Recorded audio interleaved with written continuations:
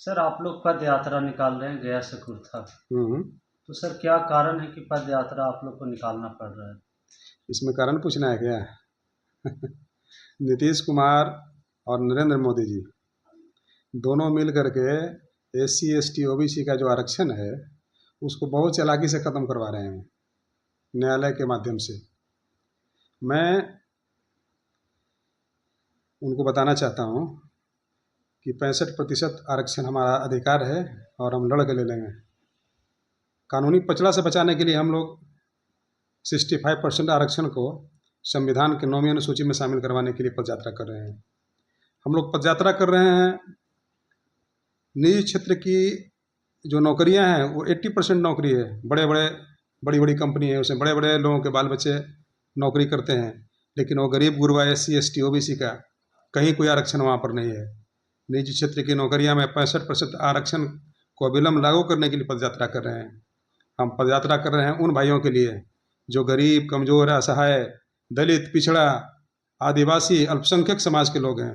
यात्रा उनके लिए कर रहे हैं और मैं आपके माध्यम से उनको आह्वान करता हूं कि आप आइए और इस यात्रा में शामिल होइए, क्योंकि ये लड़ाई आपकी लड़ाई है।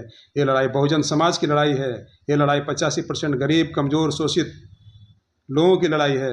और जिस लड़ाई को हम लोग लेके चले हैं, हमारा जो साथी लोग चले हैं, इस लड़ाई को सफल बनाइए। जब ये लड़ाई सफल होगा तब आपका वाजिब हक मिलेगा, और नहीं तो नरेंद्र मोदी की सरकार एक एक करके जो है धीरे धीरे आरक्षण को खत्म कर देगा। आप वही काम कीजिएगा जो पहले करते थे। कोयरी है तो खेती करेगा, नाई है तो दाढ़ी बनाएगा, लोहार है तो लोहा पीटेगा, जादव है तो दूध बेचेगा, कुम्हार है तो अपना चकिया उकिया बनाता है, क्या बनाता है वही बनाएगा। नरेंद्र मोदी का ये चाल है। इसीलिए नरेंद्र मोदी ही तो पिछड़ा समाज से आते हैं। पिछड़ा, अगर पिछड़ा होते तो 65% आरक्षण को, जिस तरह से तमिलनाडु में हुआ है, तमिलनाडु की सरकार ने 69% आरक्षण को कानूनी पचड़ा से बचाने के लिए संविधान के 9वीं अनुसूची में शामिल करवाया है। वो कर देते अब तक पूरे देश में 65% आरक्षण जातीय जनगणना के आधार पर जो है, पहले जातीय जनगणना कराते, उसके आधार पर आरक्षण दे देते, कहाँ कोई दिक्कत था। सर, कहते हैं बिहार में नीतीश कुमार और आपके पार्टी लालू जी 17 महीनों तक सरकार चलाएं, फिर ऐसा क्या मुसीबत आ गया 17 महीना में जब डिप्टी CM बने तेजस्वी यादव, जातीय जनगणना करवाए और जातीय जनगणना के अनुरूप जितनी जनसंख्या है 15% आरक्षण को बढ़ा के 65% किया। लेकिन जैसे ही NDA की सरकार बनी, न्यायालय का सहारा लेकर के आरक्षण को खत्म कर दिया। उसी मुद्दा को लेकर हम लोग पदयात्रा में हैं।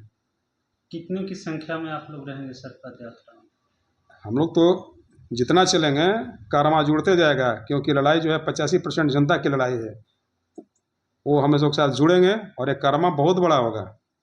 संख्या के हिसाब से मत आकिए कितना संख्या होगा, वो तो कल पता चलेगा। आपका परिचय? विनय कुशवाहा, कार्यक्रम संयोजक, स्टेट सेक्रेटरी RJD बिहार।